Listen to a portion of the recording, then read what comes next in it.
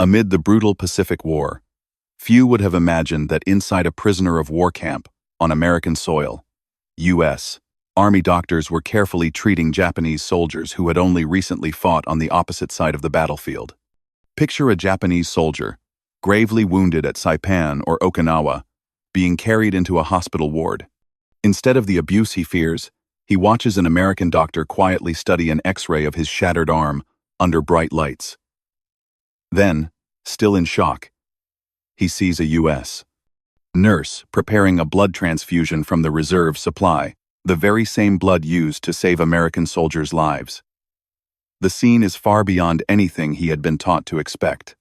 In the culture of the Japanese military at the time, surrender was considered a deep disgrace, and falling into enemy hands was believed to mean torture or death. Yet the reality before him, his wounds examined by X-ray, his life sustained by a blood transfusion, is entirely different. This seemingly unbelievable story did, in fact, occur during World War II. Japanese prisoners of war on American soil were given access to modern medical care. The same care provided to U.S. troops themselves. What led to this extraordinary level of humanity? To answer that question, we must trace history backward and examine the fate of these rare Japanese POWs in the United States, how they were treated in accordance with the Geneva Convention, and why the United States considered this principle so important. To understand why the presence of Japanese prisoners of war on American soil was so extraordinary, we need to return to the starting point of the war, a time when the very concept of a Japanese POW almost did not exist in the thinking of either side. In the early years of World War II, the idea that the United States military could hold Japanese soldiers on its own territory was something few people imagined. Not because America lacked the capability, but because the Japanese military was built upon an almost absolute ideology: fight to the death rather than surrender.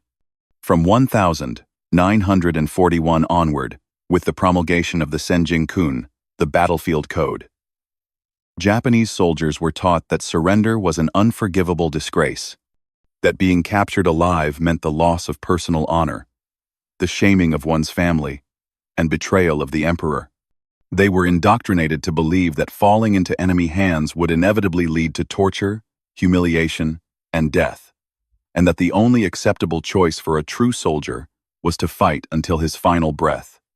This ideology profoundly shaped the behavior of the Japanese military in the early phase of the war. On many Pacific battlefields, Japanese soldiers chose to take their own lives with grenades, shoot themselves, or leap from cliffs rather than accept capture. There were even cases in which wounded Japanese soldiers, upon seeing Allied troops approach to render medical aid, detonated grenades to kill both the rescuers and themselves. This mindset did not exist only at the level of individual soldiers, but was reinforced from the highest levels of command.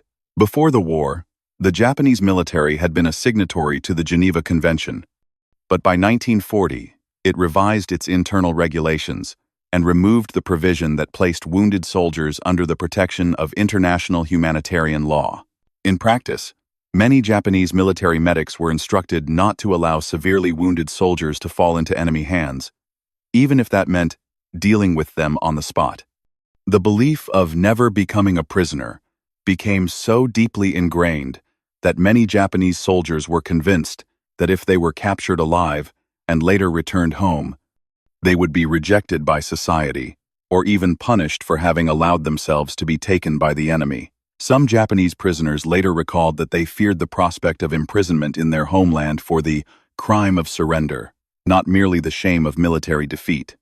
However, as the war dragged on, the realities of the battlefield gradually eroded these rigid doctrines. From 1943 to 1945, under the growing pressure of American superiority in firepower, logistics, and air power, the number of Japanese soldiers forced to surrender began to increase, although it still remained far lower than among European armies. The peak of this shift came at Okinawa in 1945, where approximately 11,250 Japanese soldiers, about 12% of the island's defending force, laid down their arms. This was an unprecedented figure in the history of previous Japanese campaigns. Notably, most of those who surrendered were not elite troops, but new recruits, reservists, or conscripted civilian militia. Men who no longer possessed either the conviction or the capacity to carry out the ideal of fighting to the death they had been taught. On other fronts, surrenders occurred sporadically but steadily. Some sailors who survived after their submarines or warships were sunk, such as in the Midway area, were forced to surrender at sea, at Guam, Saipan, and islands in the Marshall Chain. American forces captured small groups of engineers, naval personnel, or wounded soldiers who were no longer capable of fighting. From these isolated incidents, the United States gradually accumulated a limited but significant number of Japanese prisoners of war. According to wartime statistics, throughout World War II, a total of approximately 5,424 Japanese prisoners of war were transported to and held on American soil, with the highest number, about 3,915 prisoners, recorded in May 1945. When set against more than 371,000 German prisoners and over 50,000 Italian prisoners held in the United States, the number of Japanese POWs was exceedingly small. Yet it was precisely this scarcity that made them a unique case. For the first time, and almost the only time, Americans were required to directly manage and hold for extended periods the very enemies they were fighting most fiercely in the Pacific. These Japanese prisoners were dispersed among camps located deep within the American interior, following the same general system used to manage German and Italian POWs. Several large camps in the Midwest and the western United States were selected because they were far from the coasts, easier to secure, and posed a lower risk of escape. Camp McCoy in Wisconsin, later known as Fort McCoy, is recorded as the site that held the largest number of Japanese prisoners. Angel Island in San Francisco Bay served as a transit facility where prisoners were initially processed and classified before being transferred farther inland. The camp at Lordsburg, New Mexico, also received a small group of Japanese prisoners, primarily sailors captured after the Battle of Midway, before they were transferred elsewhere. In addition, there were several smaller camps in Utah, North Carolina, and a few other states. But in general, Japanese prisoners were held in facilities originally established for German and Italian POWs under closer supervision. Under the overall Allied policy, most Japanese prisoners captured after 1942 were not held in the United States for long periods. Because of their closer proximity to the combat zones, Australia and New Zealand were assigned responsibility for managing the majority of Japanese POWs in the Pacific. The United States provided financial and logistical support to these two countries to maintain the camp system, while also assuming responsibility for the repatriation of prisoners after the war. Only those cases considered especially important, such as prisoners with high intelligence value, or those captured in the Central Pacific under direct U.S. military control, were brought to the United States for long-term detention.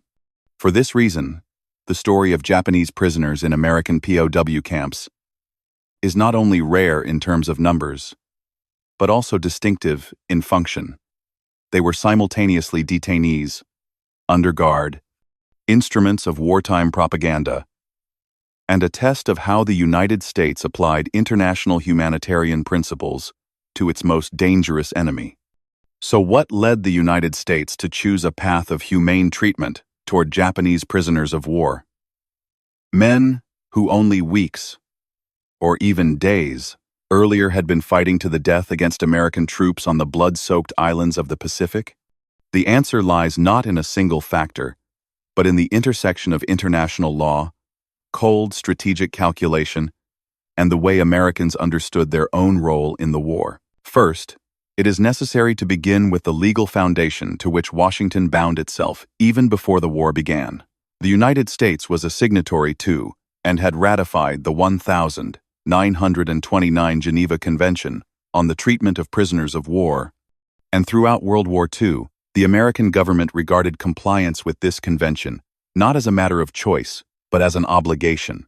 The convention clearly stipulated that prisoners of war must be treated humanely, guaranteed adequate food, suitable shelter, and proper medical care, and must not be subjected to discrimination except for reasonable distinctions based on military rank or medical condition. Article 11 of the Convention emphasized that the food rations provided to prisoners of war had to be equivalent in both quantity and quality to those issued to soldiers of the detaining power. Other provisions required that wounded or sick prisoners be treated according to the same standards as the wounded of the capturing army, and that they undergo regular medical examinations at least once a month to detect and control dangerous infectious diseases such as tuberculosis or venereal disease. Put simply, international law compelled POW camps to operate on a clear principle. A soldier who had been captured was no longer a military target, but a human being in need of protection. However, the United States' strict adherence to these rules did not stem solely from respect for the law. Even during wartime, American leaders clearly recognized the practical value of playing by the rules. In 1944, Colonel A. M. Tollefson, Deputy Director of the Prisoner of War Division within the U.S.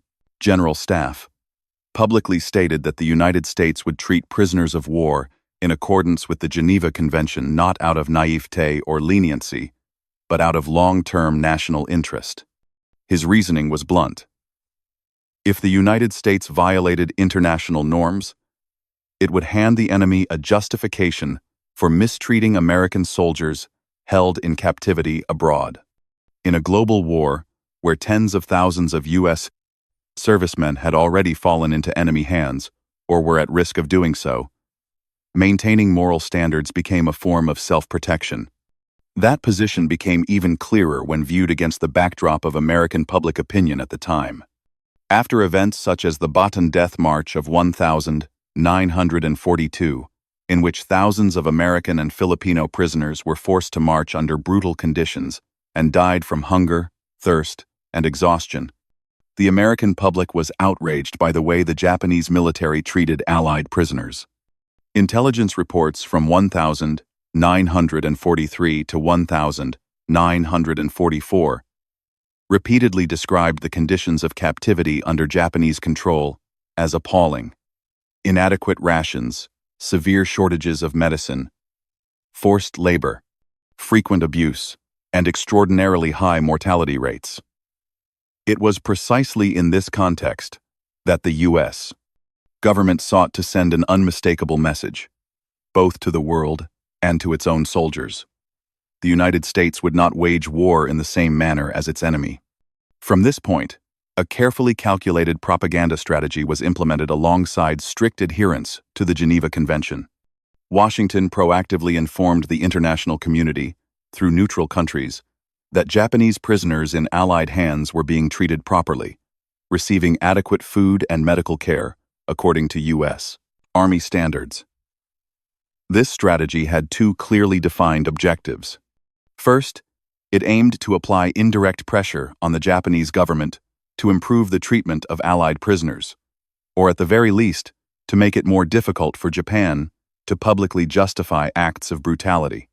Second, and no less important, it sought to exert psychological influence on Japanese soldiers still fighting at the front, weakening the belief that surrender inevitably meant death. In some cases, the Allies even dropped leaflets over Japanese defensive positions, containing excerpts from the Geneva Convention and images showing Japanese prisoners being treated humanely in POW camps. At first, General Douglas MacArthur was cautious about using images of prisoners for propaganda purposes, concerned that it might violate the spirit of the convention and cause Japanese soldiers to fear being identified. By late 1943, however, as the demands of psychological warfare grew, he approved the release of carefully controlled images on the condition that individual identities were not revealed, to serve the goal of undermining the enemy's determination to fight to the death. Alongside legal and propaganda considerations, there was also a highly practical motivation: the wartime demand for labor. With more than 400,000 Axis prisoners held within the United States, the American government recognized a potential workforce that could help offset the severe labor shortages caused by millions of American men serving overseas. Under the Geneva Convention, prisoners of war, with the exception of officers, were permitted to work provided they were not directly involved in military operations. In practice, hundreds of thousands of German and Italian prisoners were employed on farms, construction projects, in lumber yards, and in food processing plants, contributing to the maintenance of the wartime economy. American employers paid wages to the government, while the prisoners themselves received a small, regulated allowance. However, when it came to Japanese prisoners of war, the picture became far more complicated. Because of their small numbers, combined with an atmosphere of racial prejudice and heightened security concerns, Japanese POWs were rarely sent outside the camps to work in the way their European counterparts were. They were typically held under much stricter controls, with guards ordered to maintain a high level of vigilance at all times. This distinction persisted even in military hospitals where German, Italian, and Japanese prisoners were treated side by side. At Bushnell General Hospital in Utah, which admitted several severely wounded Japanese prisoners, guards were specifically instructed to monitor Japanese patients far more closely than German and Italian wounded housed in the same wards. This reflected a clear paradox.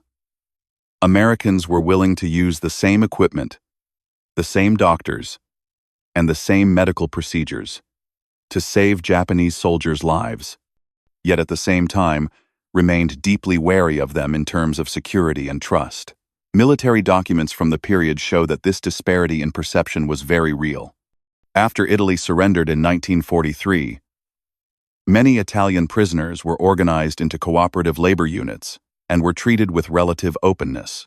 German prisoners, large in number and generally compliant with camp discipline, were likewise increasingly viewed as manageable. Japanese prisoners, by contrast, were often labeled as uncontrollable, fanatical, and prone to violence. A post-war U.S. Army report acknowledged that both guards and American civilians held racial prejudices, believing Japanese prisoners to be cunning and willing to die rather than submit, and therefore requiring constant suspicion. These assumptions sometimes led to tense incidents. In May 1944, at Camp McCoy in Wisconsin, a confrontation triggered by a misunderstanding between Japanese prisoners and guards led American troops to open fire in order to restore order. No one was killed, but the incident underscored how sensitive and volatile the management of this group could be.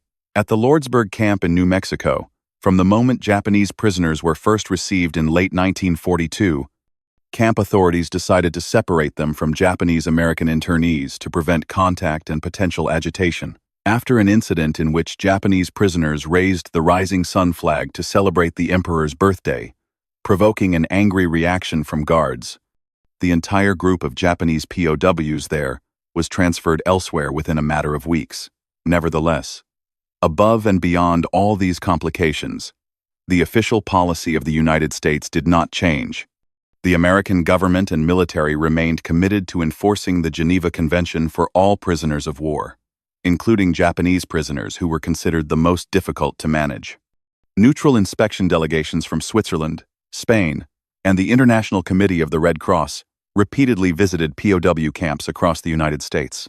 The majority of their reports confirmed that living conditions, housing, and medical care in these camps met, and in some cases exceeded, the requirements of the convention. Prisoners were housed in heated wooden barracks with adequate bedding, and their daily rations averaged around 2,500 calories, rising to nearly 2,850 calories for those performing heavy labor, not significantly different from the rations issued to American soldiers. Many camps even adjusted their menus to better suit Asian tastes. Each camp maintained its own infirmary or hospital ward, staffed by U.S. Army doctors and nurses, sometimes assisted by prisoners who had received medical training. Dental clinics, X-ray rooms, and basic medicines were readily available when needed. Taken together, these details demonstrate that despite suspicion and tension, the United States seriously upheld its core commitment: to treat prisoners of war no differently from its own soldiers, even when the man lying in the hospital bed had once been a sworn enemy on the battlefield. Throughout the entire experience of Japanese prisoners on American soil, nothing was more psychologically and intellectually jarring than the way they were medically treated. This was the central paradox at the heart of the story. Soldiers who had once fought to the death against U.S. forces, once captured, were examined, diagnosed, and saved by the very same medical system designed for American servicemen. Everything began the moment they fell into enemy hands. If a Japanese soldier was captured while wounded, AF the U.S. Army's procedures did not change simply because he was an enemy. American medics administered immediate battlefield care according to the same protocols used for U.S. wounded, stopping bleeding, immobilizing injuries, administering pain relief, and preventing infection. Archival images taken aboard the hospital ship USS President Monroe clearly illustrate this reality, showing U.S. Navy doctors bandaging and operating on wounded Japanese prisoners as the ship carried them away from the battlefield. At that moment, there was no concept of minimum care for prisoners. A wounded man was a patient, and a patient was to be saved. In practice, before being transported to the continental United States, most Japanese prisoners passed through a temporary stage at forward bases, such as Guam or Hawaii. During this period, they continued to receive full medical treatment, with their injuries monitored and stabilized, and only once their condition had improved were they transported by sea to POW camps on American soil.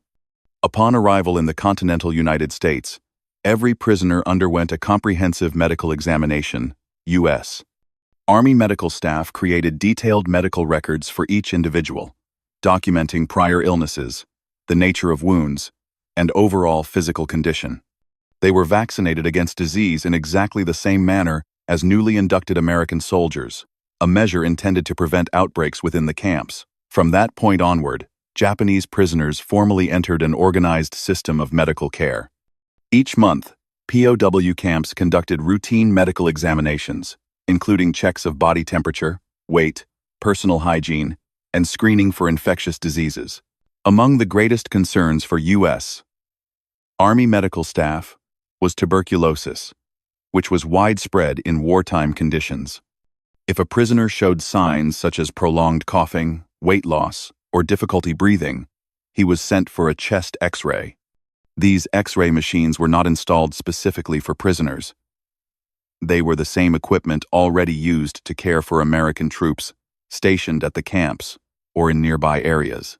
This meant that in terms of diagnostic technology, Japanese POWs had access to the very same modern medical equipment that the U.S. military used for its own soldiers. Treatment followed the same standard as diagnosis. Common illnesses such as influenza, skin infections, malaria, or other tropical diseases were treated with American medicines, supplies that, by the later stages of the war, had become extremely scarce within the Japanese military. For many prisoners, this was the first time in months, or even years, that they received medication in the correct dosage and according to a proper medical regimen. More serious cases were transferred out of the camps for treatment at military hospitals or well-equipped field hospitals, especially when complex surgical intervention was required. A representative example was Bushnell General Hospital in Utah, which between 1,944 and 1,945 admitted several severely wounded Japanese prisoners for advanced treatment. At the time, Bushnell was one of the most modern military medical facilities in the United States, well known for its early and effective use of the antibiotic penicillin on wounded soldiers. There, Japanese prisoners were treated in the same wards as Allied casualties and underwent procedures such as amputations, bone reconstruction, and the management of complex wounds, all according to the medical standards applied to American patients. In some cases, Japanese prisoners who had lost limbs were fitted with prosthetics and received rehabilitation following the same protocols used for American veterans. Although guards were always present to prevent suicide or violent behavior, In strictly medical terms, they were not treated differently. The case of Private Shigeo Shibata stands as a particularly clear illustration. Severely wounded by gunfire, Shibata was transferred from a POW camp to Bushnell General Hospital, where he received continuous treatment from American doctors for 6 months. Despite every medical effort, he did not survive and died on the 31st of July, 1944. What is striking is not only the length and seriousness of the treatment he received, but the manner in which the U.S. military handled his death. Shibata's body was buried with full dignity at Fort Douglas Military Cemetery in Salt Lake City, among the graves of German and Italian prisoners of war. To this day, he remains the only Japanese POW interred at that cemetery, a quiet marker showing that a foreign Japanese soldier was treated, in life and in death, according to the same standards applied to American servicemen. Beyond severe injuries, the everyday medical life of Japanese prisoners in the camps also reflected an unusually high level of care. They had access to dental clinics for fillings and tooth extractions, a service that many Japanese soldiers on the front lines had never experienced. Camps distributed soap, towels, and razors, requiring prisoners to maintain personal hygiene in order to prevent disease. For minor illnesses, they were given aspirin, antibiotic ointments, and quinine for malaria, all administered according to standard military medical protocols. If signs of outbreaks, such as influenza or measles, appeared, medical staff immediately isolated patients and disinfected the barracks, applying the same disease control procedures used for American military units. Memoirs written by German prisoners who shared camps with Japanese POWs note that the Japanese were generally very disciplined in following medical regulations. Although many were initially suspicious of being treated by enemy doctors, most complied with treatment, especially when faced with life-threatening conditions. In Japanese culture, blood was considered sacred, closely tied to lineage and ancestors, so blood transfusions, particularly from Americans or from people of a different race, caused significant anxiety. Yet when confronted with the boundary between life and death, the majority of prisoners accepted blood transfusions in order to survive. This was not limited to hospitals on American soil. From the very beginning of the war, at the Bataan battlefield in 1942, U.S. Army Surgeon James C. Rinnemann personally treated 36 wounded Japanese prisoners in a field camp. He recorded that these wounded men were given food and medical care equivalent to that provided to American and Filipino casualties. Rinnemann performed surgery on approximately 12 to 15 Japanese prisoners, mostly amputations necessitated by the severity of their wounds, and observed that the majority of them remained polite and expressed gratitude throughout their treatment. In one particularly notable case, when a Japanese prisoner suffered severe blood loss, Rinnemann decided to administer a blood transfusion of about 200 cc from a Filipino donor. After carefully verifying compatibility, although the transfusion ended in a rare, adverse reaction that caused the patient's death, Rinnemann later noted that this was the only fatal transfusion complication he witnessed during the entire war. Despite the tragic outcome, the episode demonstrates that American medical personnel were willing to employ the most modern and costly medical measures available to save a Japanese prisoner, in exactly the same way they would have for their own soldiers. Returning to the POW camps on American soil, what stands out is that throughout the period from 1942 to 1945, there were no reports indicating that Japanese prisoners died as a result of medical neglect or abuse. The deaths that were recorded were largely due to pre-existing severe wounds or suicide. In addition to Shigeo Shibata, a small number of cases at Fort Meade and at the Florence camp were documented, and all were buried with proper military rites.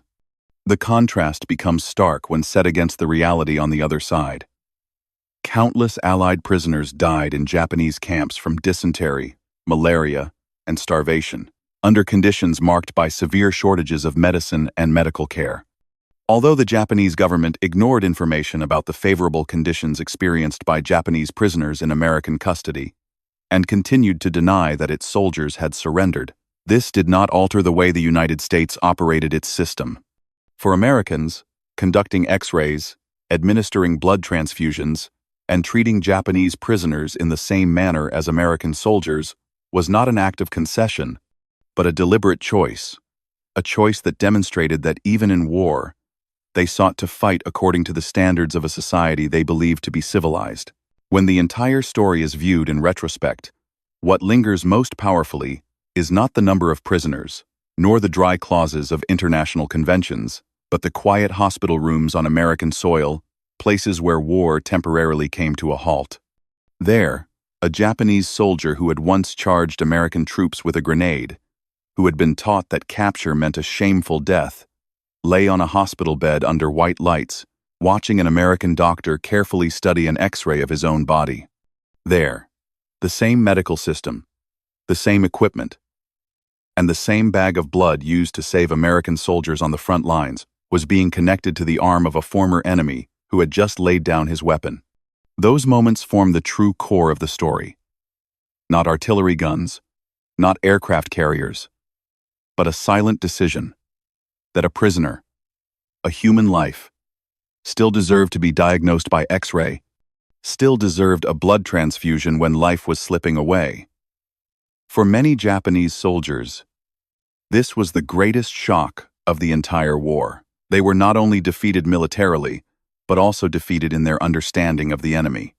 Everything they had been taught to believe about their adversary collapsed on the hospital bed as that very enemy struggled to keep them alive. That treatment did not erase the crimes of war, nor did it turn enemies into friends. But it left behind a question that cannot be avoided.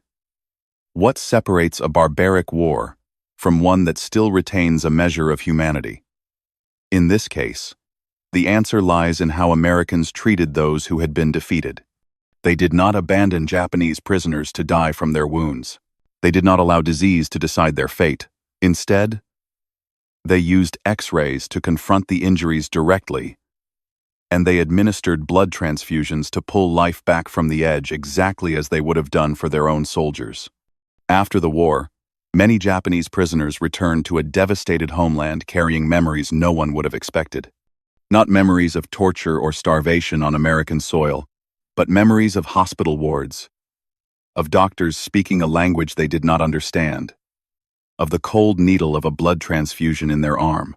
These memories existed quietly, rarely mentioned in heroic narratives or official lessons, yet they helped shape how an entire generation came to look back on a former enemy. And that is precisely why this story is still worth telling. Because in World War II, the most brutal conflict in human history, there were still places where human values were not entirely erased.